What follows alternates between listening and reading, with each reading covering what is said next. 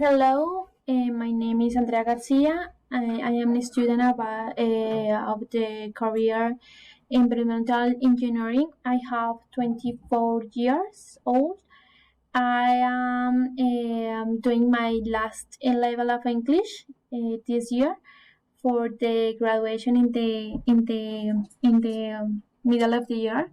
I hope. I think that the skills that make me a good student of the English is that I learn too fast, and I try it every day to learn about a new word, a new expression to help me in the future or in the moment to have a good conversation in English.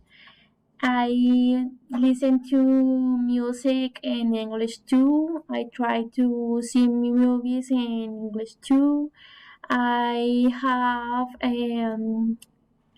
interesting in have a good conversation in English with every people that know English. Thank you.